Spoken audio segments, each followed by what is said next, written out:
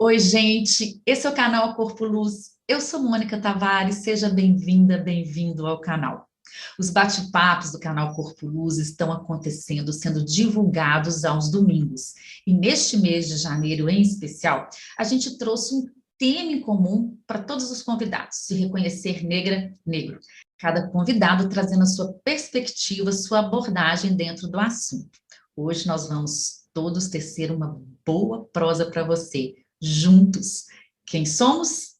O psicólogo Luiz Fernando Moreira e os artistas Ivana Mota, Marisa Diniz, Rodrigo Antero e eu, Mônica Tavares. Se você ainda não conhece o canal, por favor, entre, assista aos bate-papos anteriores, curta, comente, isso é muito importante, se inscreva, lógico, e, se puder, compartilhe com os amigos. O espaço dos bate-papos é um espaço para a gente poder falar da gente, desse corpo que existe, que merece existir na sua plenitude, na sua totalidade expressiva, seja na arte como na vida.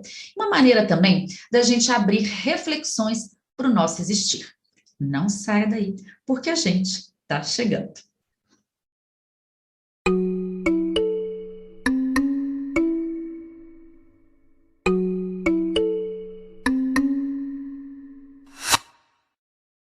Hoje a gente encerra o nosso tema Se Reconhecer Negra Negro, com essas pessoas lindas que vieram aqui, que foram tão disponíveis quando eu fiz o convite, que foram assim ímpares, especiais, maravilhosas, generosas, dispostas e que me emocionaram e me ensinaram muito nesses bate-papos. Eu tenho aqui do meu lado a Marisa Diniz, o Luiz Fernando, o Rodrigo Antero e a Ivana Mota. Eu vou pedir que cada um de vocês, brevemente, a gente possa fazer uma vídeo-audiodescrição. Daí a gente se apresenta também rapidamente. Pode ser? Então, eu sou Mônica Tavares, artista da cena. Estou aqui com meus cabelos longos cacheados, com brincos verdes em forma de uma argolona, uma gota, uma roupa estampada, um vestido estampado com cores entre rosa, verde, azul, amarelo. Atrás de mim tem uma estante de livros na frente de uma parede ocre e o Corpo Luz, a logo do Corpo Luz atrás de mim. Ai, sou preta! E preta marrom. Vou pegar essa bola. Olá para todo mundo, é um prazer estar nessa mesa incrível. Eu sou Ivana Mota, sou uma mulher negra, tenho os cabelos crespos e curtos. Atrás de mim tem um fundo branco, uma parede lisa branca. Eu estou usando fones de ouvido branco, um colar de búzios também branco, detalhes prata, e um vestido estampado com estampas geométricas entre o azul. O vestido é predominantemente branco, mas tem azul, tem amarelo, tem verde e vermelho. Vou pegar, então, essa bola. Boa tarde a todos, todas e todes. Já agradeço a oportunidade para estar aqui hoje também nessa roda de afetividades. Eu sou o Rodrigo Antero, artista da dança, do teatro, da performance. Bem, eu sou um homem preto, tenho cabelo afro, que hoje eu estou com um arquinho, também tenho barba, uso um óculos que é transparente e preto, estou com uma blusa também estampada, com símbolos geométricos, em tons de azul, branco e cinza. Atrás de mim tem uma parede na cor bege, tem uma peça de macramê, que eu ganhei da minha mãe, em tons de bege e verde, e 2 pratos na parede com 2 mulheres negras. Um é uma mulher negra com uma roupa laranja, o prato é laranja, e o outro prato é amarelo, e a roupa dessa mulher também é amarela. Olá, eu sou Marise, também sou uma artista da dança, sou uma mulher negra de pele clara, tenho os meus cabelos crespos, curtos, pintados bem de vermelho. Hoje eu estou vestindo um vestido também colorido, estampado, predominantemente vermelho, azul. Estou diante de uma parede branca com 2 nichos, com alguns enfeites, uma prateleira com 2 plantinhas que carrego comigo, inspiradas em Ivana Mota, uma caneca, também com desenho de folhas, e à minha esquerda uma cortina cinza. Sejam todos bem-vindos a esse bate-papo que vai ser muito legal. Obrigada. Olá, todos, todas e todes. Luiz Fernando Moreira, psicólogo, preceptor de Psicologia Social da Universidade Universo, negro, apesar da certidão de nascimento sair branca, mas alguma coisa deu errado ali naquela hora, né? Mas com muito orgulho de ter descoberto minha negritude num processo maravilhoso, né? E que continua, né? Ele não termina nunca, ele vai continuar sempre. É um prazer estar aqui compartilhando com vocês e espero colaborar, né, nesse olhar nosso coletivo, criando uma narrativa importante para sensibilizar outras pessoas, né, a pensar, né, coletivamente. Obrigado. Por falar em coletivamente, eu gostaria de agradecer também ao coletivo, ao ajuntamento de mulheres do projeto Playlista, que gentilmente cedeu a plataforma para a gente poder estar aqui conversando. Mulheres, queridas amigas, obrigada, viu? Marisa está representando essa playlista e eu queria fazer esse agradecimento. Isso me mostra o tanto que é bom a gente ter amigos, a gente ter uma comunidade onde a gente possa ser e estar no mundo com amor, com amorosidade. Eu acho que é isso que eu sinto quando eu vejo esse grupo de pessoas aqui, que amorosamente, como a gente já disse individualmente aqui, está aqui. E é uma surpresa boa para mim, poder ter conhecido o Luiz Fernando para esse bate-papo, poder trazido aqui pessoas, olha, eu estou falando de Belo Horizonte, quais outras cidades e estados que a gente tem aqui? Estou em Recife, Pernambuco. Eu estou aqui na região oceânica de Niterói. Eu estou em BH mesmo, gente, Minas Gerais. Também estou aqui em Belo Horizonte. Então, eu acho que a nossa fala é para esse Brasilzão de todas as cores, esse Brasilzão que agora a gente está falando em especial na nossa negritude. E nesse processo dos bate-papos, nós abrimos assuntos diversos, né? E a gente conversou sobre isso, sobre esses assuntos que são, assim, intermináveis, eu acho, né, gente? Acho que a gente só abriu esses temas.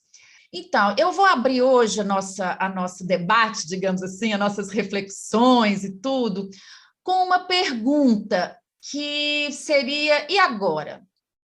E agora, gente?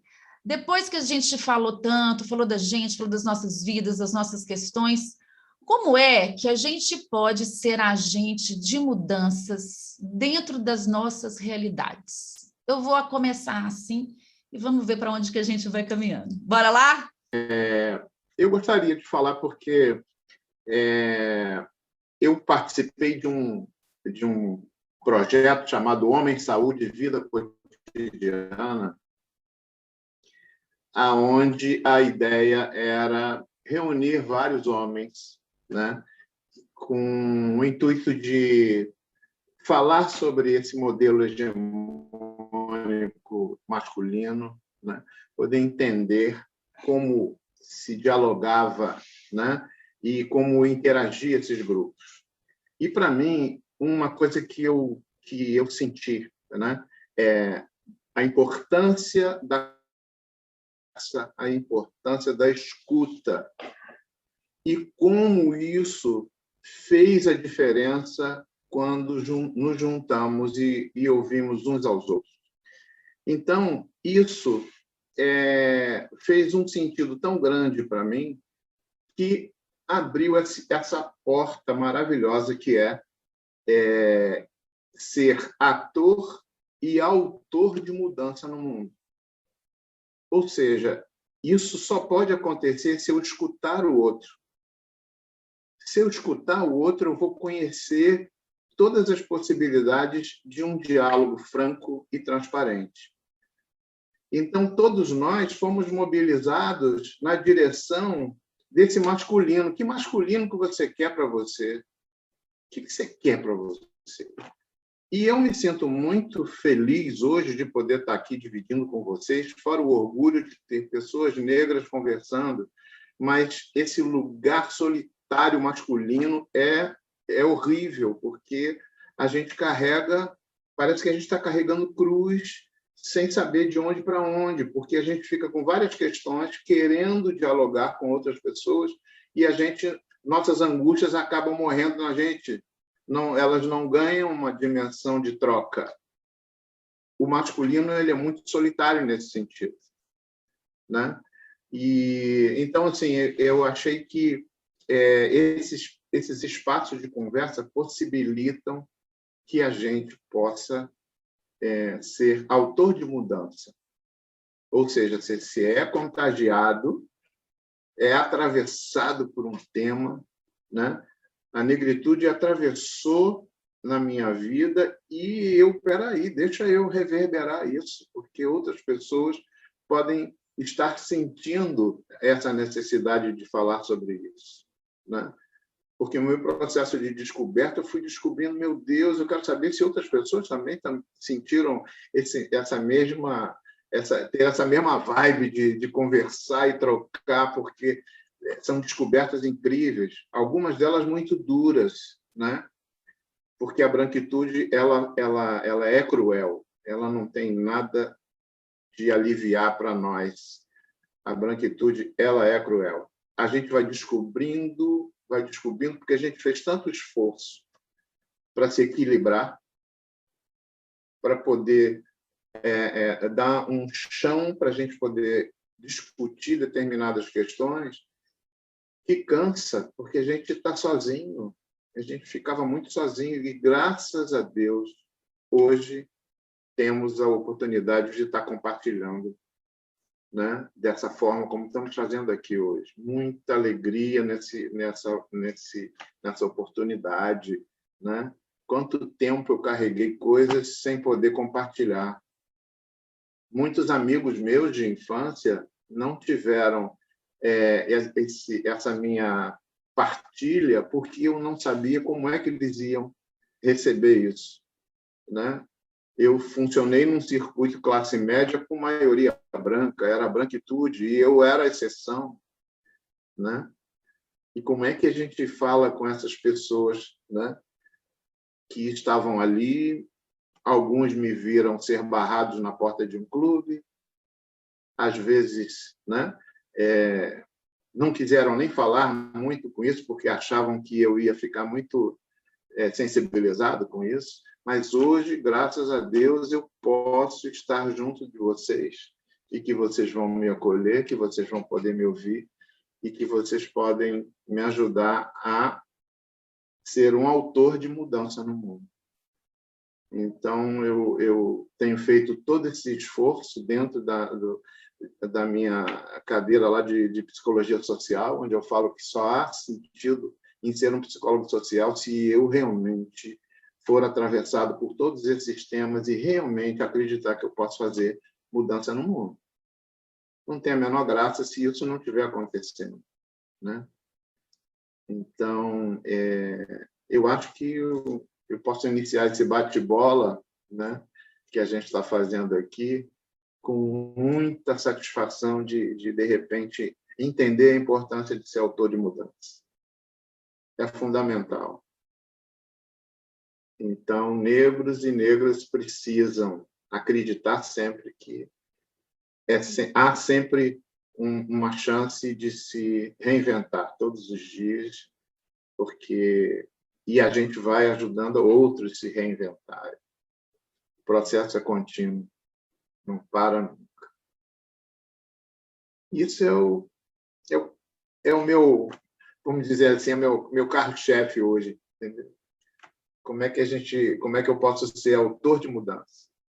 Porque eu já sofri tudo que eu tinha que sofrer em termos da negritude. Já vivi tudo que de filho, como pai, como filho, como companheiro, como marido, enfim. Eu já vi todo esse leque de coisas e que me ofereceram oportunidades reflexivas para poder lidar com isso, né? E eu tenho ajudado outras pessoas a poderem reflexivamente pensar nas suas próprias vidas como autores e atores da própria mudança. Então, isso tem sido muito importante. Queria ouvir vocês. Obrigada, Luiz. Quem quer continuar? Eu acho que eu vou aproveitar que meu entorno deu uma silenciada e vou logo falar, porque pode ser que daqui a pouco tenha algumas interferências, então vou pegar aí o que o Luiz também está dizendo, né, que me motiva a minha fala, a minha reflexão e o meu desejo de partilhar, o que eu acredito que seja uma grande responsabilidade, mas também uma grande importância, né, enquanto cidadãos, enquanto profissionais, enquanto mulheres e, né, homens negros e negras, enfim. Fiquei pensando, refletindo muito nisso, como que cada uma de nós aqui, dentro da sua área de atuação, tem, né, a possibilidade de partilhar dessas reflexões e de contribuir para que o pensamento ele se amplie, né, e se expanda e se transforme em algo que se aproxime mais da real história, né, do nosso povo, assim. Então, eu fico pensando muito nisso, no potencial que temos como formadores, como educadores ou como profissionais que trabalham, que lidam com a formação, mas também como isso permeia o nosso cotidiano. A minha meta, às vezes, é tentar não perder as oportunidades. Obviamente, muitas coisas me escapam e eu ainda não tenho todos os recursos, mas eu fico tentando estar atenta para todas as possibilidades de diálogo que eu possa vir a estabelecer com alguém. E aí eu gosto muito dessa coisa pequena, né, do um a um, assim, porque eu acho que às vezes a gente tem a possibilidade de um diálogo mais próximo, né, mais efetivo, às vezes com interferências e com uma certa intimidade, assim. Eu estou dizendo de falar sobre essa questão, né, racial, falar sobre o racismo, que é o que permeia todo esse nosso diálogo e todo esse nosso esforço, né, a necessidade e a urgência de um combate a esse tipo de projeto, né, aos quais estamos submetidos enquanto uma sociedade, né, colonizada, enfim, tudo isso aí que a gente tem cada vez conhecido mais. Então, eu aposto muito nisso, né, no diálogo, mas também em algumas possibilidades de embate, né, embate, obviamente, respeitando as condições e, né, de cada pessoa com as quais a gente se depara, mas eu fico pensando nisso, estar muito atenta às possibilidades de intervenção e de diálogo em situações em que os padrões eles são só repetidos, né, às vezes irrefletidamente. E, então, isso tanto no âmbito profissional, quanto pessoal, quanto cotidiano, eu acho que é muito importante, assim, eu vejo como uma possibilidade, sim, de construir, de ser ator e atriz né, de mudança, assim. Então, eu compartilho bastante da fala do Luiz e penso que é um lugar importantíssimo da gente estar muito atento. Cansa, dá trabalho para caramba, às vezes nem sempre a gente tem todos os argumentos, mas, enfim, depois eu volto, que me ocorreu uma outra coisa aqui, mas eu passo para os colegas, depois eu falo. Obrigada.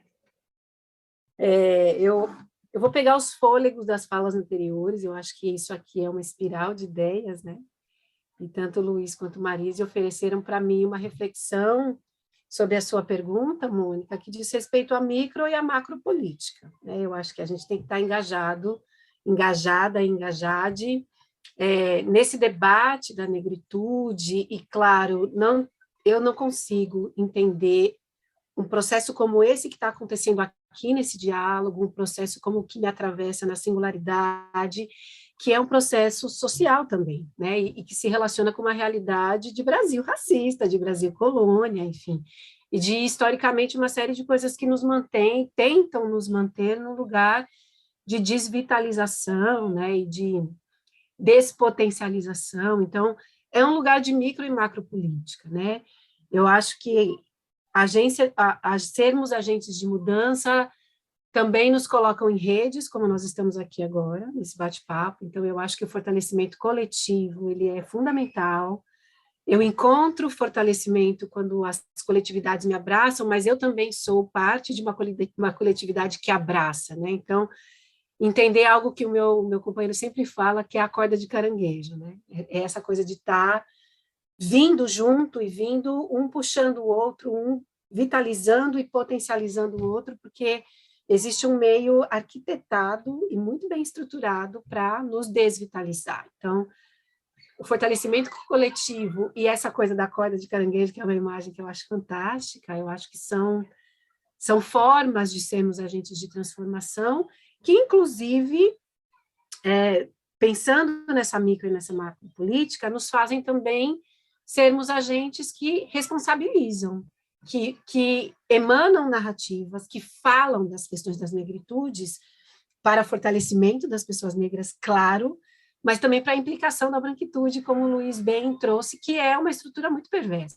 A gente precisa implicar e responsabilizar a estrutura e as singularidades que fortalecem a estrutura. Então, não tem como mais, na minha percepção, deixar passar um determinado comentário, aquele racismo recreativo básico, que, né, aquela piadinha, não tem mais como. E quando você se posiciona diante disso, inclusive passando, às vezes, pelo que Marise disse, de comprar um determinado embate, porque tem a ver com quando você se posiciona, né, e você tensiona aquele comportamento que às vezes é do senso comum, e às vezes é legitimado, e às vezes passa, e quando você se coloca como agente político, aquilo não passa por você, né? Então, eu acho que quando você se posiciona, você se enuncia, você é agente de transformação. Você, mesmo que a pessoa envolvida num determinado conflito, ali no momento, ela resista em impermeabilizar uma escuta ao que você diz, você já gerou um estranhamento porque você questionou, às vezes, um comportamento que dentro do senso comum sempre passa, né? E quando posiciona e você gera um primeiro tensionamento, aquilo fala, opa, peraí, tem alguma coisa aqui que já não passa mais com a mesma fluência, né? Então, sermos agentes de transformação nessa realidade, passando pelos nossos processos das singularidades de entendimento das negritudes, nos coloca também nesses lugares, às vezes, e eu acho que tem a ver com as micro e macro políticas, né?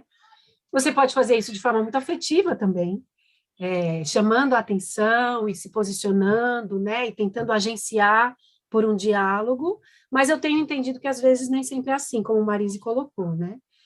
Outra coisa que eu acho fundamental é a gente, enquanto coletividade negra, povo negro no Brasil, ter essa percepção de como a gente fortalece as nossas agendas, fortalece as nossas questões, como eu, a partir da dança, a partir da minha atuação profissional, posso fortalecer as narrativas e as agendas que dizem respeito a várias pessoas e várias atuações das pessoas negras na nossa sociedade, né? Como eu faço isso com a minha filha? Eu acho que vai desde o lugar mais próximo de você até o quanto você conseguir, tiver energia, porque é cansativo também, expandir essa reverberação do seu posicionamento, né? É sempre um lugar que muitas vezes te coloca em campos de disputa, né? Eu acho que a gente está aqui ocupando a internet com essas 5 pessoas negras para falar desse tema, é entrar num campo de disputa de narrativa digital, que hoje está posto também. Mas é importante, enquanto agentes de transformação, que a gente se posicione e ocupe esses lugares. Então, me parece que são muitas frentes, desde as mais próximas a você até as mais, talvez, um pouco mais expandidas e que te alcançam, claro. Me parece que pode acontecer de forma muito plural, desde eu dar uma boneca negra para minha filha, que eu acho que isso já é uma forma de transformação, até eu politicamente me enunciar no meu trabalho a partir de uma determinada questão que surge, enfim. Então, eu acho que nós temos muitas frentes, muitas lutas para encampar, mas também acho que a gente tem muita afetividade para trocar e para fortalecer esse caminho na corda de caranguejo. A corda de caranguejo, para mim, é uma imagem fabulosa, assim, eu adoro. Vem, Rodrigo, na corda. Eu aceito. Bem, a primeira palavra que me vem à cabeça é conhecimento. Eu acho que nesse processo, né, e o Luiz trouxe isso na fala dele, né, dessa consciência transformadora, achei isso muito bonito. Quando você vai atingindo esse processo dessa consciência, né, que gera transformação e mudança, é muito importante estar aliado a esse processo de conhecimento, de estudar mesmo as questões étnico-raciais, né? Pensando esse projeto racista, né? O Brasil é um sucesso de colonização, né? E do racismo como um todo, e é uma estrutura muito pesada, é uma estrutura que ela abafa em todos os sentidos, e já até pensando naquela pergunta lá que a Irene trouxe, né, sobre o racismo, assim, se todo racismo ele é perverso, enfim, Rodrigo, só para... Foi bom você trazer essa questão, foi a Irene quem trouxe, a seguidora, né, a amiga Irene, que trouxe essa pergunta para o Rodrigo. Existe racismo não violento? Fui eu que respondi.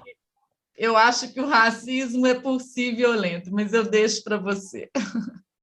Pois é, então, eu fiquei pensando e refletindo sobre essa questão dela, e o racismo, para mim, na maneira como eu entendo ele hoje, ele é muito complexo. Principalmente, assim, se a gente for pensar ele no mundo todo, mas, assim, especificamente Brasil, né, esse mito da democracia racial que foi historicamente aí sendo construído, né, e perpetuado, e que hoje ele ainda abarca muito das nossas relações, quando, às vezes, eu vou conversar com os meus pais e às vezes eles não compreendem o racismo nesse sentido estrutural. Então, eu acho que a agência na mudança, ela parte desse princípio de conhecer, de buscar mesmo, né, saber sobre a nossa história. Eu estava conversando com Marise sobre a live dela, de quão importante esse processo aqui no Corpo Luz sobre as histórias de vida, de como que a gente pode aprender com as histórias de vida de cada uma que está aqui, né?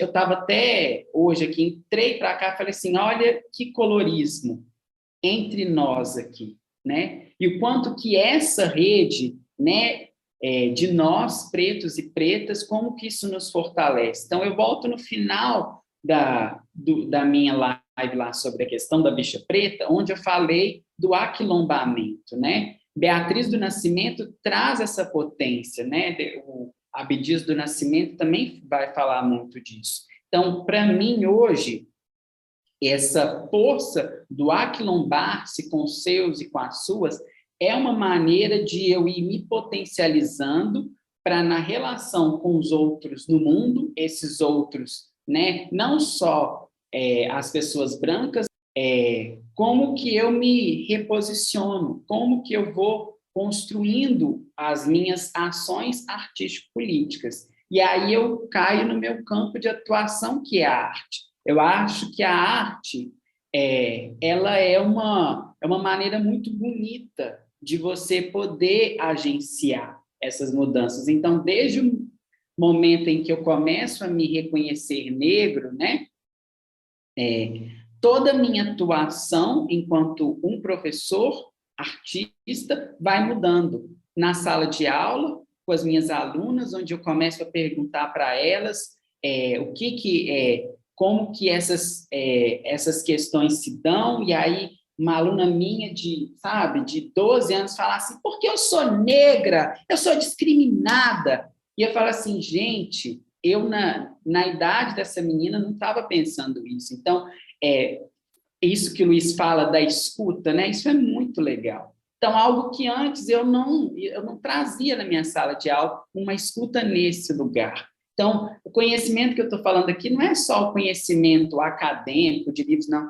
É das histórias de vidas, é no próprio cotidiano, né? Nas conversas com seus pares, em que você vai ali nesse acolhimento, desenvolvendo muitas descobertas. Obviamente, os livros também são muito importantes, e eu pensei muito, né, também a partir da live do Luiz e da Maria, especificamente, que trouxeram essa questão da paternidade e da maternidade, como é importante, né, essa positivação que ambos falaram para as suas crianças negras, né? Então, hoje eu vejo, assim, eu sempre volto no exemplo da Djamila, quando ela fala que a importância do pai dela, ali na década de 90, se não me engano, ter trazido uma boneca negra para ela, né? Essa representatividade, essa importância, né? Maris falou coisas tão bonitas, né? De como que era importante que a filha dela se sentisse bonita, acolhida e todas essas coisas. Então, eu queria também pedir licença para ler, que foi uma dívida que eu fiquei também com a Mônica no dia da minha live, sobre referências, sobre essa questão da bicha preta. Então, eu queria fazer a indicação desse livro, que é o Guardei no Armário, que é o livro do Samuel Gomes, que é esse rapaz, que também é um youtuber. E nesse livro, Samuel ele vai falar, né, da experiência dele, primeiro com a sexualidade. Ele era uma pessoa evangélica, e dentro da religião, como que essas questões eram de uma maneira muito... que às vezes ele não conseguia, né, poder desenvolver a sua sexualidade na plenitude e tudo mais, e esse processo da negritude vem posterior a isso. E eu venho pensando isso assim em relação a muitos homens negros e gays, que às vezes essa questão da sexualidade ela se dá primeiro, para depois essa descoberta, né, do ser negro. E no livro do Samuel, depois dele contar toda essa história de vida dele, né, de se descobrir primeiro LGBT, e assim como eu também, dentro da comunidade LGBT super racista, e ele vai também se descobrir negro. No final, tem uma carta do pai dele, que eu assim, só de pensar, eu me emocionei. Eu queria pedir licença, só para ler o último parágrafo dessa carta, que me tocou muito para mim, assim, que eu acho que diz muito também do que o Luiz falou, dessa agência de mudança de homens negros em relação a outros homens negros, né? De como que é importante essa referência. Ele diz assim: hoje em dia, tem gente me procurando para conversar com outros pais. Conversa com ele para ele não fazer uma desgraça. O primeiro passo é entender que a pessoa não vai mudar 1 milímetro. Se ele expulsar o filho de casa, a culpa vai ser dele por fazer o filho morar na rua porque é gay. O filho não deixa de ser gay. Ele tem que ter essa consciência. Ele o acompanhou quando criança, o viu nascer, veio dele. Ele tem parte naquilo. A pessoa, muitas vezes, pensa que se fizer alguma pressão, a coisa vai mudar, que tudo vai ser simples assim. Na verdade, ela só está criando mais dificuldade, mais sofrimento para o filho e para si mesma. A primeira coisa que o pai tem que entender é a seguinte: é a sua família, é o seu filho, a sua filha. Não jogue o seu filho fora porque ele se declarou LGBT. Não jogue fora. Para ir é fácil, para voltar é mais difícil. Não ter onde morar, o que comer, não ter o carinho do pai nem da mãe dentro da própria casa. A tendência é que ele se afunde, e isso não vai mudar nada. Ele vai continuar sendo o seu filho gay. E se morrer, vai ser o seu filho que era gay e hoje é um defunto. E sendo um defunto, você vai ter que enterrá-lo. Então, ame o seu filho e dê a ele o apoio de que ele precisa. Com amor, tudo se resolve. Então, acho que esse final, com amor, tudo se resolve, me toca muito, porque eu acho que é isso, assim, né? Luiz traz muito isso, essa dificuldade de nós, homens, de poder vivenciar a nossa sensibilidade. Então, acho que nesse processo de mudança, de aceitação da nossa negritude, o amor é fundamental, né? Muitas famílias negras, muitas vezes, pela questão também de classe, acaba que, por exemplo, meu pai estava sempre ali trabalhando, ele nunca tinha muito tempo para estar comigo ali conversando sobre várias questões. Então, eu penso que é isso, assim, é um processo de construção de conhecimento constante, que a gente tem que estar aí sempre fazendo. Enfim, falei demais, mas vou passar a bola aí.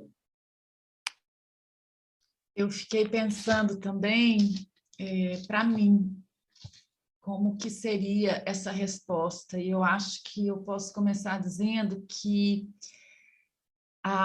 o processo de mudança está acontecendo em mim, primeiro.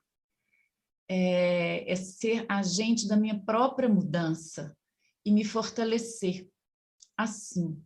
E dentro de tudo que vocês disseram, me fortalecer com os meus pares nessa corda de caranguejo e me fortalecer nesse acolhimento, né? Já que o amor resolve tudo, e me ajudar nesse processo. E eu sei que quando eu faço a mudança em mim, as minhas atitudes também fazem eco com essa mudança. E as minhas atitudes se reverberam no meu entorno.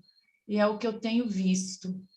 E eu acho que isso pode ser um trabalho de formiguinha, mas eu fiquei imaginando, quando eu quis trazer esse tema, se reconhecer, é porque é um processo meu. E quando este processo é refletido assim, tem mais gente nesse processo. Eu queria que essas pessoas soubessem que essas pessoas não estão sozinhas, que assim como eu fiquei pensando muito, assim, assim como eu nesse processo, e em processo, tem muita gente. E eu fico emocionada quando eu toco no assunto, eu encontro outras pessoas que falam, nossa, Mônica, que até que me ligam e falam, Mônica, eu fiquei lembrando daquilo que você estava falando, e eu me reconheço, e está acontecendo comigo, e é isso, sabe? Eu acho que, talvez para mim, na simplicidade da minha história, ou na complexidade da minha história, eu poder ser uma aliança, um elo, sei lá, algo que possa dar uma inspirada, sabe? Algo que possa falar, olha, eu existo dessa forma, você também pode existir, e a partir daí é só com a gente mesmo, né? Assim, esse é um processo muito pessoal, muito individual, e nós temos aqui histórias distintas, mas que se unem num único tema. E esse Brasil enorme, somos a maioria, então, assim, estamos falando isso para quem? É para muita gente, eu sinto, que possam estar em silêncio, que possam estar vivendo isso no seu universo, no seu mundo, mas que essas pessoas existem, assim como eu existo, e vocês aqui existem. Então, para mim, esse processo começa aqui, e a partir dele, outros vêm, assim como estarmos aqui, quem sabe, mais vezes, né? E em outros lugares, e só Deus para saber como é que vai ser daqui para frente. Mas eu penso agora, não egoístamente, mas reflexivamente, nesse meu processo. E ao me reforçar, ao me reconhecer, ao me fortalecer com amorosidade para mim, eu consigo talvez ser um agente de reflexão, pelo menos. Não sei se de mudança, mas um agente de reflexão, né? Eu vou deixar aberto agora para quem quiser trazer algo que não seja essa proposta de sermos agentes de mudanças, mas quem sabe ecos das nossas próprias conversas, dos nossos próprios bate-papos, porque eu acho que a gente se ouviu, né, nessa escuta que foi dita aqui, no se ouvir, eu ouvi vocês assim, e foi lindo. E tem questões, pode ter questões aí. Então, eu vou deixar aberto para que vocês possam dizer o que vocês desejarem com relação a isso, tá bom? É uma bela provocação, né? Eu ouvi assim mesmo, é uma provocação danada. Você sabe que você falou numa palavra que, para mim, é sagrada, que é a questão da reflexão. Eu trabalho com isso, né? Eu sou um psicoterapeuta sistêmico e a reflexão é um ponto eu diria, de mutação, né? Adoro o ponto de mutação do Capra, que é maravilhoso esse livro. E, portanto, a questão do processo de mudança, né? Eu jogo para mim, né, esse processo de mudança, o quanto eu tive consciência de tantas coisas, mas elas não proporcionaram transformações. Viu, Rodrigo? Eu me lembrei agora, né, de um processo que, para mim, eu queria muito parar de fumar e eu tinha consciência de que era péssimo fumar, mas eu não tinha consciência transformadora, eu tinha apenas uma consciência de que era ruim. E eu descobri que existe, dentro da reflexão, um dispositivozinho que é acionado, ele me possibilita a condição de atingir essa consciência transformadora, é aquela que me tira daquele lugar conhecido e me leva para uma possibilidade completamente nova, né? Ter consciência de um lugar, mas que ter a consciência de que esse lugar não é bom é muito difícil, não é fácil. Ter a consciência da negritude não resolve o meu problema. Então, para mim, o meu eco foi justamente esse. Caramba, isso precisa ter um eco em mim que possa me levar adiante. Essa consciência transformadora. Porque eu só atinjo a questão da mudança quando eu realmente faço contato com essa consciência transformadora. E é maravilhoso, porque pode levar muito tempo, mas que eu não posso abandonar essa ideia. Eu tenho que perseguir essa ideia, porque são coisas vitais.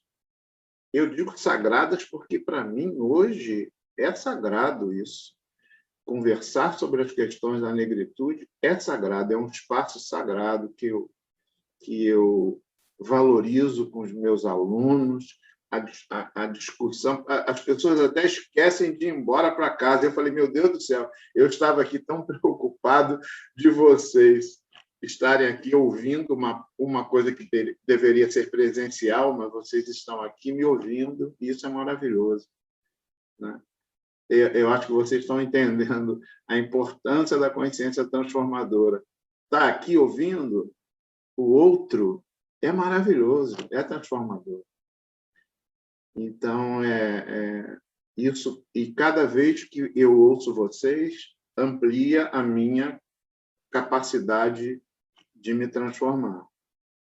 Então, é muito, muito especial estar aqui. Muito especial. Muito bom.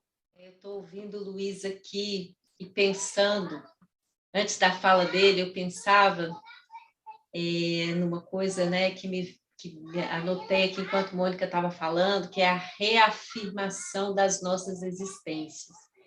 Eu acho que essa reafirmação diária e cotidiana fico pensando o quanto ela não se relaciona também com a criação, né? A gente falava de família, alguns de nós falou de filho, de filha, e é ali, talvez, a Ivana trouxe uma pergunta, né? Qual foi a maior descoberta? Ela trouxe aqui no nossos bastidores a pergunta: qual foi a maior descoberta que a gente fez, né? Quando a gente se deu conta, né?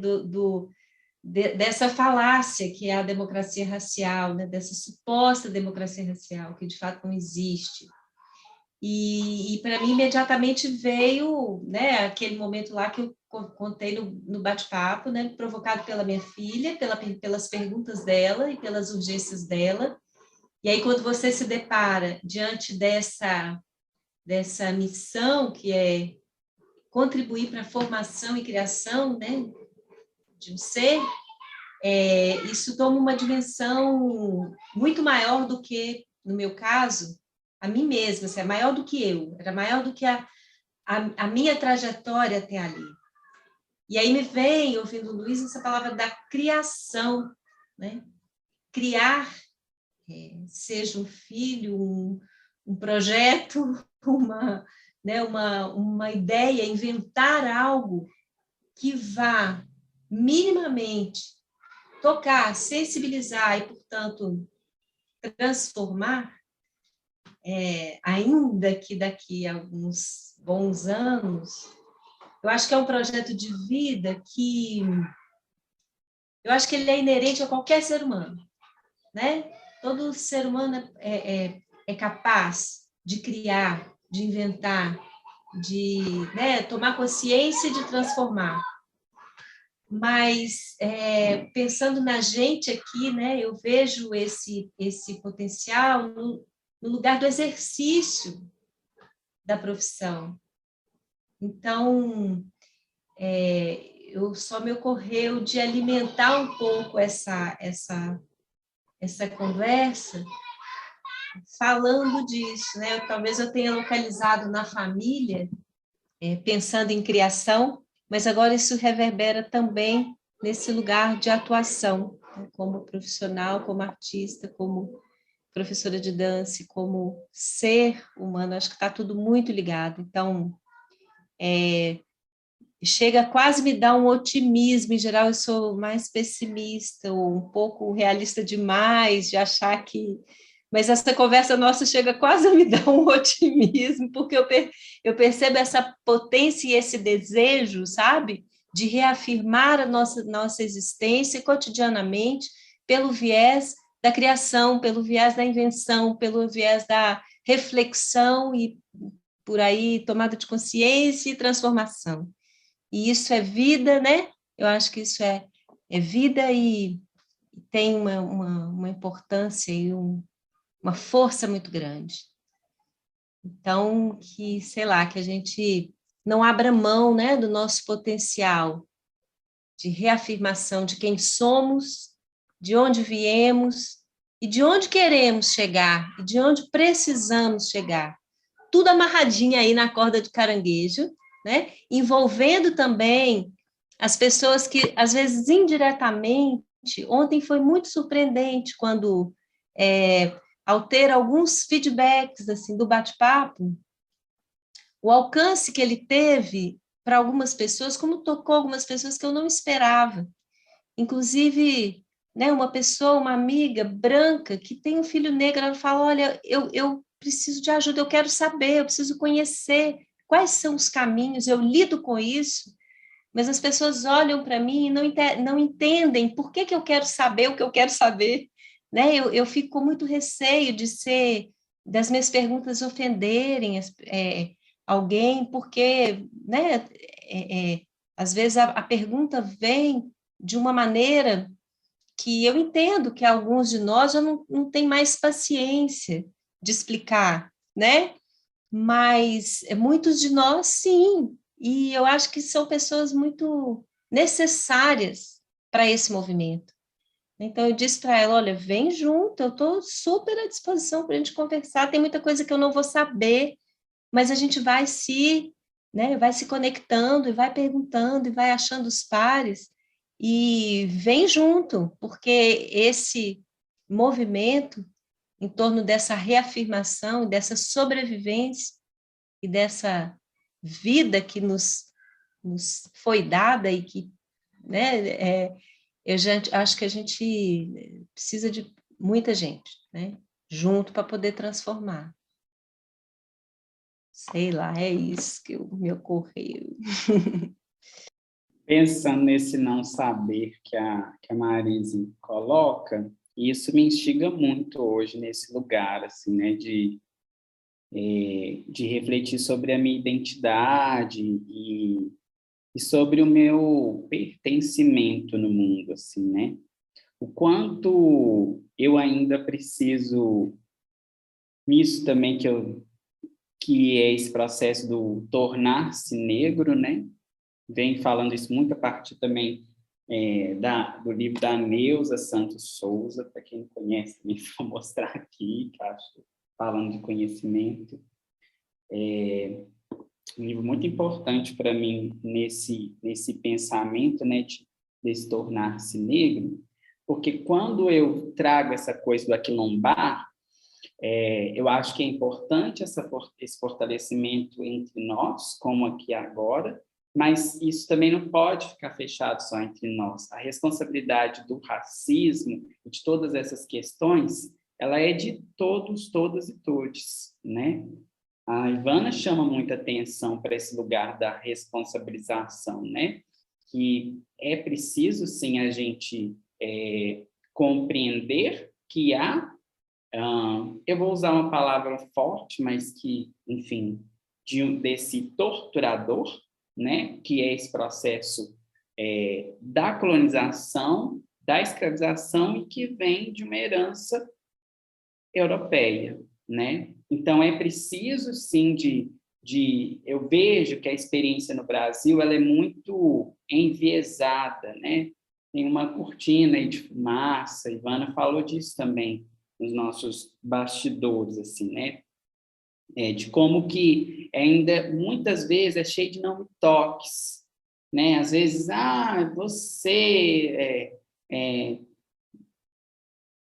mulatinho, moreno, e às vezes a pessoa não tem a coragem de falar que você é preto, você é negra. E aí eu pego e falo, eu sou preto, sou bicha preta. Então, assim, eu fico refletindo assim, que é preciso nomear, dar nome aos bois, e a gente sair um pouco desse lugar, assim, né? Esse não saber também está muito relacionado a isso, a todo esse véu, assim, né? Que a gente fica tentando encobrir essas questões todas. Para além disso, eu fico achando assim que Ivana também trouxe assim essa questão assim, né? Como demolir essas narrativas falaciosas, né? Sobre a nossa experiência, assim. E ao mesmo tempo, pensando, né? Nessa cortina de fumaça, às vezes você demole alguma coisa e de repente a fumaça está aí de novo, né? Então, assim, é um processo de persistência, de luta, de uma condição também que eu acho que se conecta com uma espiralidade desse tempo que vai e volta, que se curva para frente e para trás, como diz Leda Maria Martins. Então, eu acho que é isso, assim, esse trabalho de formiguinha, de estar ali todo dia. Às vezes você fala assim, não, hoje eu só quero tomar minha cerveja. Sabe, assim? Hoje eu só quero tomar... Mas aí você ganha força de novo, assim, né?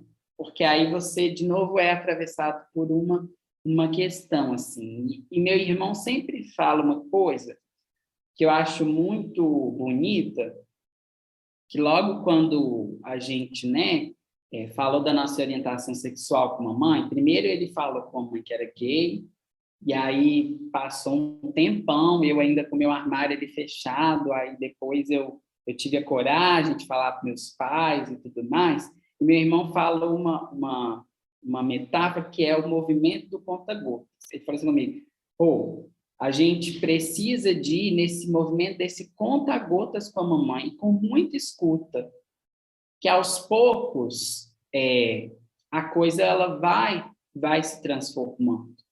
E, tipo assim, eu sempre falo assim, que meu irmão ele tem uma inteligência ancestral, que ele fala umas coisas que às vezes eu acho que...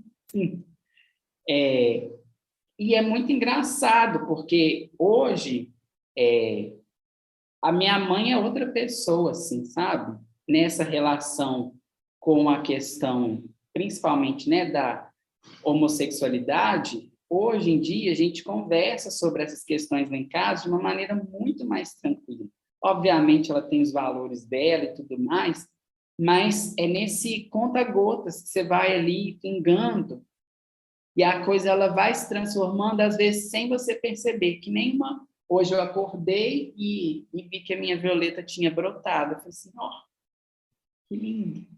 Então, acho que é isso, assim, né? Tem os momentos de embate, mas também acho que tem esses momentos de afetividade, você também ir acolhendo e ver essa mudança, assim, né? Se eu pensar na minha experiência hoje em relação à década de 90, né? Eu nasci na década de 80. A minha infância e adolescência, ela ocorreu toda ali na década de 90, que pelo menos a mídia que eu tinha acesso era uma mídia exclusivamente racista, como eu falei, né? Eu convivi com o programa da Xuxa, que só tinha ali as paquitas louras, e depois, quando vem a Bombom, é uma mulher negra que foi completamente exotizada e que, acho, não tinha o status de paquita também.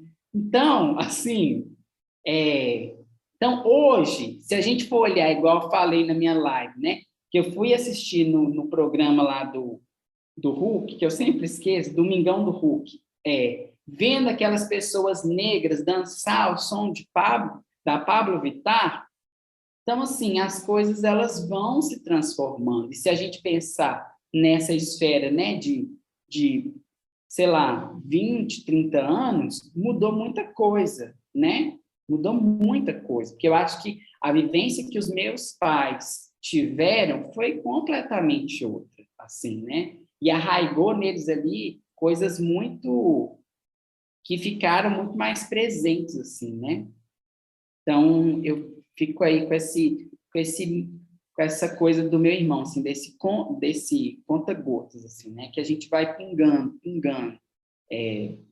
Enfim, tem hora a gente descansa, toma uma, só um tiquinho, né? E vai seguindo. Ivana, minha intuição diz que você está preparada para falar. Bora lá! Menina, falar depois desse povo é babado, viu? É fria! Eu estou aqui, eu esqueci de trazer um papel, então eu estou registrando algumas coisas aqui no teclado, né? Parece que eu estou em outra, mas estou aqui. Enfim, várias coisas ficam pulsando. Quando você abre, Mônica, para que a gente fale do processo de estarmos aqui e dos nossos bate-papos, do que a gente trocou, né? E do que a gente pôde entender, conhecer, reconhecer e se afetar pelas partilhas, né, de cada qual aqui, enfim. Uma coisa que me fica muito evidente é que todos os bate-papos, todos eles, para mim, para minha percepção, são bate-papos que me convidam a várias reflexões, as reflexões da ordem do afeto, que na verdade é mais sentido que refletir. Eu acho que é fundamental a gente lidar com essa inteligência do sensível, como é que as coisas te atravessam e o que é que você sente a partir de uma determinada experiência. Então, a experiência de ouvir cada bate-papo aqui foi um acesso afetivo diferente, né? E aí, todos os bate-papos, para mim também, transitaram por reflexões extremamente fundamentais no âmbito da política, no âmbito da nossa sociedade. Foram bate-papos que falaram de ética, né? Foram bate-papos que trouxeram uma vastidão de informações de forma muito... Estamos aqui trocando uma ideia, que eu acho que é muito bacana. Quando o Rodrigo sinaliza a questão do estudo, e de que o estudo está numa produção específica, acadêmica, enfim, né? Mas também está numa troca de papo com a minha avó, aqui com a gente, né? Enfim, eu acho que está com esse radar ligado para entender as potências de aprendizado, né? Sobre esse e tantos outros assuntos que a gente no dia a dia vai trocando com as pessoas. Eu sou uma pessoa que defende muito que nós precisamos estudar sobre as questões étnico-raciais de forma debruçada mesmo, sabe? Porque foi o que o Rodrigo disse, a gente dá uma abanada na fumaça aqui, está chegando um monte de fumaça aqui para te colocar de novo num lugar de não entendimento real do projeto, né?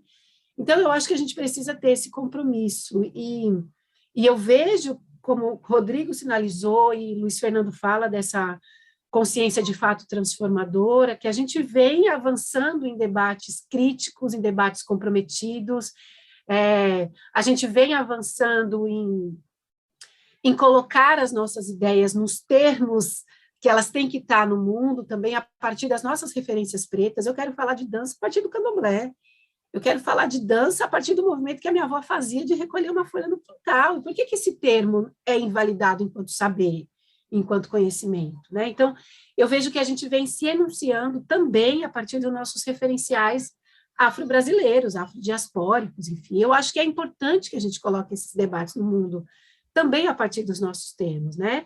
Que a gente saiba entender que a gente está no mundo e num ambiente brasileiro de história colonial, de presença multiétnica, e tudo bem, vamos lidar com isso, mas não com uma ingenuidade ou com uma perversidade tão profunda como o mito da democracia racial, por exemplo, oferece nas nossas experiências de vida no Brasil, né?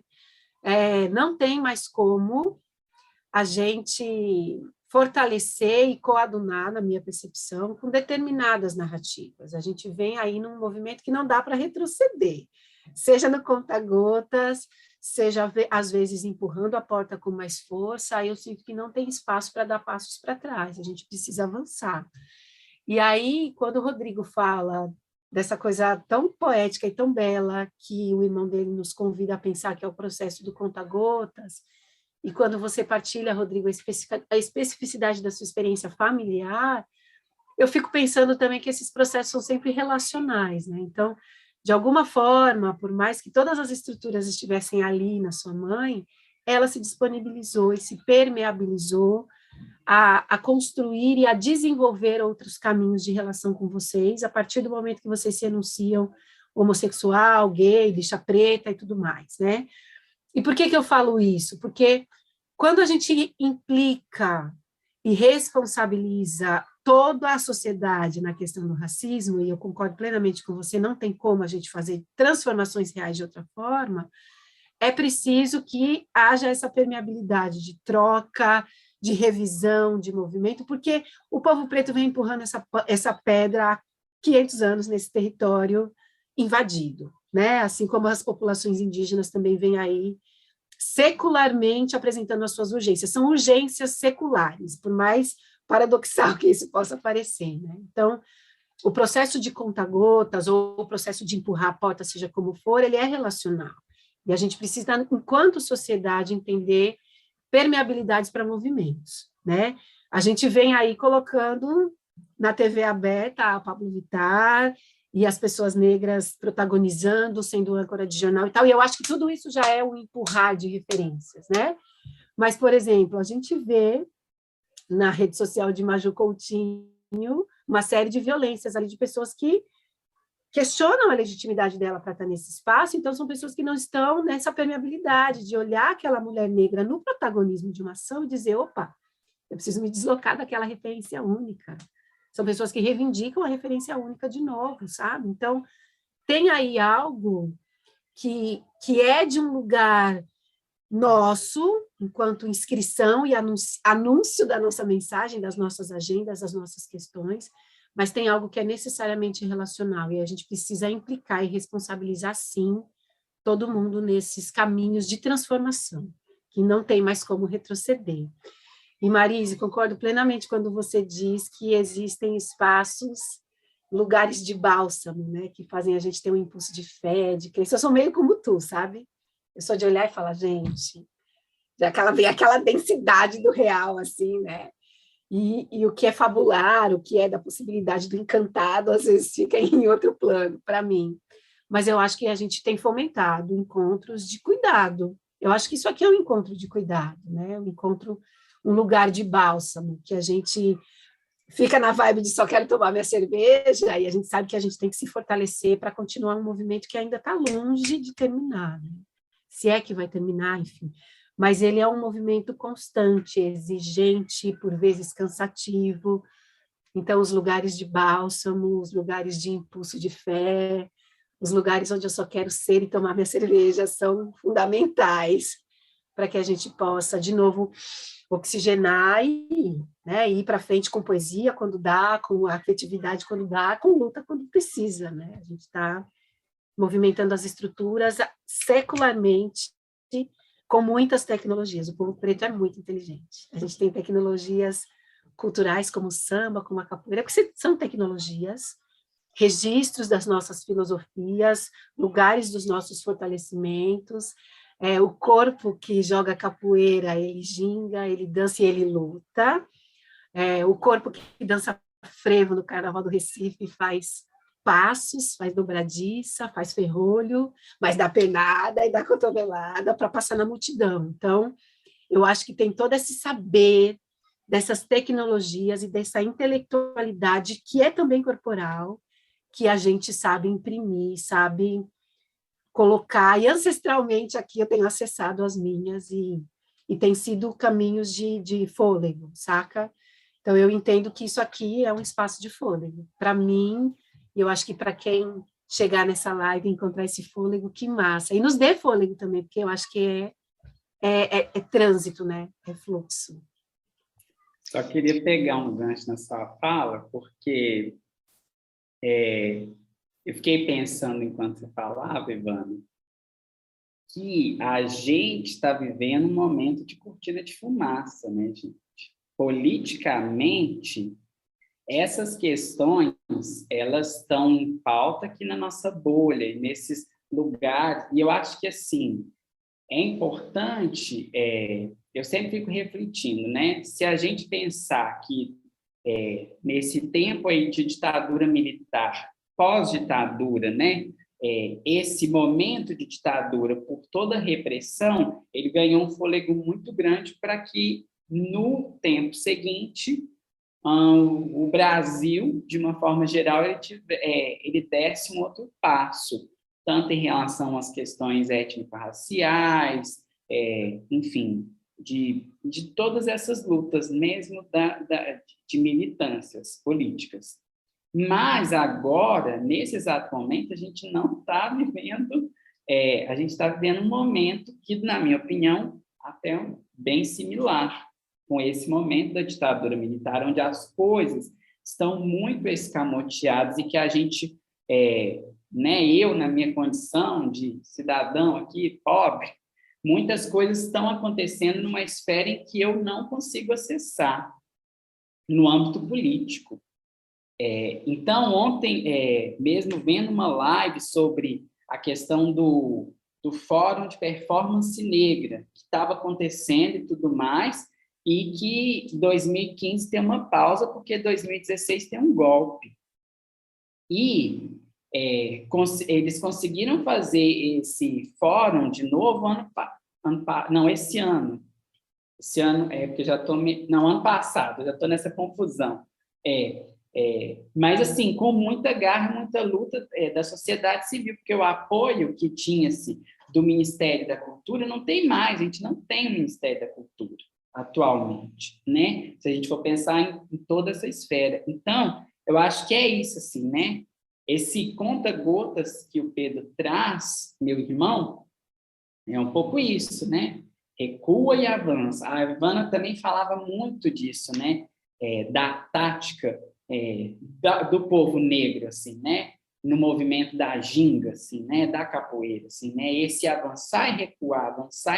Então, só fiquei pensando nisso aqui enquanto Ivana falava, porque a gente tem que se atentar que esse é um ano político, que se a gente quiser uma virada e que as coisas possam, né, pensando em como a gente pode ser agente de mudanças das nossas histórias em vários âmbitos, esse é um ano crucial para que a gente, né, faça reflexões do que a gente quer para o Brasil na posteriori, assim. Olha, e aí eu já vou, então, dizer que aquele otimismo, aquele lampejo de otimismo, né? Ouvindo a Ivana, já me veio uma outra coisa, sem perder um bocado de indignação, jamais, né? Sem perder esse olhar e essa força que, além da criação, a indignação também é possível, capaz de mover. Então, quer dizer, não sei se isso é ser exatamente pessimista, mas, assim, lidar com tudo isso, eu acho fundamental, porque senão outras pessoas vão criar, né? A gente está vivendo um momento, a gente está falando aqui da narrativa, dessa veiculação, e recentemente a gente viu aí um artigo, não vou nem citar o nome, mas todo mundo vai saber, que faz menção a um racismo reverso, é de uma perversidade, é de uma crueldade, sobretudo nesse momento político em que estamos vivendo, que autoriza, né, eu vislumbro, né, uma camada da população que vai se apropriar disso como uma fala extremamente radical, ignorante, perversa, não tem outra palavra, é perversa, né? E, então, assim, eu vou juntando coisas aqui. Claro que é importante a gente abrir o campo de conhecimento e até para reforçar essas narrativas tão potentes e, né, que já vem sido construída para evitar que certas, não vou dizer que é mais do que balela, né, é outra coisa, é uma narrativa realmente perversa, se instaure, porque o terreno também está propício para isso, e a gente não pode se esquecer e abrir a guarda, né? Então, otimismo, indignação, criação, e vamos nessas ondas aí, porque tá fácil não. Olha, eu estou sentindo que nós vamos voltar, nós precisaremos voltar neste ano de eleições. Eu estou sentindo, tá, gente? Estou jogando no ar aí, fica aqui um convite já feito. Temos que chacoalhar algumas questões aí para frente. Quem sabe, né? Quem sabe? Vamos estar jogado no ar. Se for para rolar bem, se não, vamos seguir. Gente, eu acho que a gente pode ir finalizando. Alguém gostaria de dizer alguma palavra final, alguma reflexão final, alguma despedida antes de eu fechar? Como é que é? Vou deixar de novo aberto aqui. Eu gostaria de falar uma coisa, vocês me instigaram, me provocaram. Eu falo do seguinte: na Bahia, você poderia escutar uma resposta, né? Ô, meu rei, não faça isso não, né? Você poderia escutar, oxe, e tem baiano que vai dizer, olha, isso aí, faça isso não, faça isso não. Transformar acarajé em bolinho de Jesus, como é que eu recebo isso? Com que cara eu recebo uma história dessa? Né? É mais ou menos isso, a gente está vivendo provocações o tempo todo. Como é que é se apropriar de uma cultura africana, o acarajé, né? Com seus recheios, que são para os orixás, é um absurdo pensar na possibilidade de transformar o acarajé em bolinho de Jesus. Então, assim, são provocações, porque agora nos chamaram para a provocação. Não dá mais para aliviar. Não dá para ficar, ô meu rei, não faça isso não. Né? Por mais que a gente tenha esse molejo, né, da dança, né, e esse molejo da arte, né, por dentro tem um canal que vibra forte, né, como Xangô, como Oxóssi, como todas as forças divinas, né, pudessem estar clamando por uma lucidez. E eu falo da lucidez que a gente precisa, né? Lógico que precisamos ter o cuidado e insistir na calma até onde der. Eu vou insistir na calma, mas não me obrigue a sair dela. Então, eu vou insistir o máximo possível, né, na calma que eu aprendi, que é o caminho, né? Nós, homens, entramos na raiva muito facilmente. Eu agora estou fazendo o caminho inverso. Eu estou insistindo na calma, mas não me obriga a sair dela. Transformar a acarajé. E também tentaram transformar uma capoeira em capoeira gospel. Também foi outro absurdo, no mesmo patamar de loucura e insanidade, né? Onde já se viu os cânticos da capoeira em versão gospel, é risível, né? É risível. Meu pai do céu. Mas é isso, eu queria só falar disso, desse lugar desconfortável que a gente acaba sempre sendo provocado o tempo todo. Tem uma provocação em alto nível, isso é uma provocação alto nível. Transformar bolinho de acarajé em bolinho de Jesus. Adorei falar com vocês, foi ótimo, bom demais. E espero ter outras oportunidades, viu, de estarmos juntos e podemos falar o que mudou. Como é que você está agora aí, depois de ter conversado tudo isso? Como é que você está aí nesse lugar? Eu vou adorar conversar sobre isso. Foi um prazer conhecer você. E aí, estou aí. Então, você falou desse lugar, né? Que lugar é esse? Você tinha dito também para a gente que eu gosto. Eu gostei de ouvir que você falou do modo que a gente sempre está, que é no modo Elza Soares. Então, aproveitando isso e agradecendo, gente, antes de eu fazer a minha homenagem, eu quero agradecer a vocês demais. Eu já estou embargada aqui, porque já estou...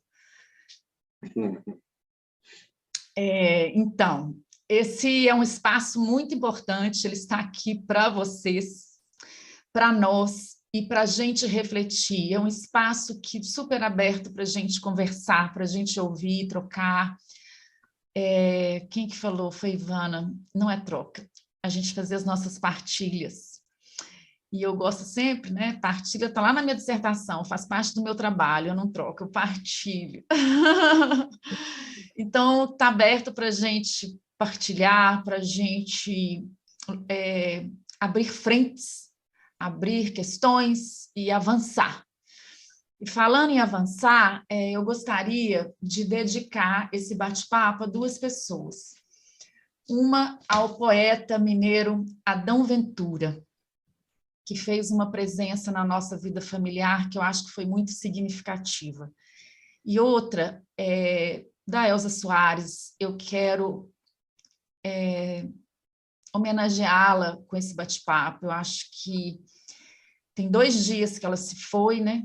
E vai fazer falta, mas eu acho que ela deixa uma força, uma resistência, um legado que não se perde. E ela tem rodado aí na internet, foi mostrado já na televisão, eu já tenho visto, me emociono toda vez que ela fala, e eu vou repetir essa fala dela. que eu me emociono muito quando eu ouço. Ela falou no show dela do Rock in Rio, e tem uma outra fala anterior, mas eu vou pegar esse trechinho, que ela diz assim: Agatha Félix tinha 8 anos. O músico Evaldo Rosa levou 80 tiros. Marielle lutava pelos pobres, pelos negros, pelos pretos, por nosso povo. Chega! Chega! Chega de perseguir os negros. Chega de perseguir os pobres. Mulher preta, coragem. Para frente. Gente, obrigado. Obrigada, Mônica. Viva. Ah, Soares. gente, eu agradeço também demais a oportunidade de estar aqui nesse canal iluminado por luz. Quero fazer também um agradecimento especial para minha mãe, Elizabeth, ao meu pai, o Tarcísio Antero. Foram minhas referências principais para estar aqui nesse período assim, né? Com esse convite da Mônica, fiquei refletindo muito sobre as minhas histórias de vida e como que isso que a Ivana falou é realmente muito importante, como que eles se disponibilizaram para me escutar, para me acolher, para me amar. Então, apesar de toda essa perversidade do racismo, eu tenho uma família muito feliz, uma família que, em torno de nós, tem muito amor. Então, eu só tenho mesmo a agradecer. Quero agradecer também a oportunidade de estar aqui, né, conversando com o Luiz, com a Ivana, com a Marisa, com a Mônica, pessoas que eu admiro demais e, enfim, muito feliz mesmo por essa partilha, porque eu acho que ela só nos fortalece e nos agencia, e também agradecer a todos, todas e todos que se disponibilizaram para escutar a gente, né, para dedicar um tempo aí. E fica aí a provocação para vocês, depois desse mês aí todo, né, dessas conversas, dessas partilhas e tudo mais, como que vocês, a partir disso, podem ser agentes de mudanças, né? Já dei aí o toque, não vou deixar de falar, esse ano é um ano político, vamos pensar em como que a gente vota, mas é isso, gente. Então, fica aí um beijo dessa bicha preta. Gente, obrigada a todos que estão nos assistindo, que acompanharam os bate-papos desde o início, aos que se inscreveram, aos que estão acompanhando. Olha, minha gratidão, é muito importante a presença de vocês. O canal, para que ele possa existir, ele tem que seguir as regras, né, da plataforma e tudo. Para isso, tem que ter um número elevado de inscritos, de visibilidade, visualizações, né? Então, eu peço a vocês que, se vocês curtiram, que se vocês estão gostando, deixa aí o like, deixa o comentário, qualquer coisa, eu chamo Luiz, Rodrigo, Ivana e Marise para responderem para vocês o que vocês quiserem, deem sugestões. Estamos aqui abertos, né, gente? Já estou convidando esse pessoal aqui, que é para eles virem de novo. Então, eu agradeço a presença de vocês, queridos, a presença desse público que tem, né, colaborado com a gente, trazido questões, e a gente segue com o canal e seguimos com os bate-papos. Gente, beijo grande! Simbora!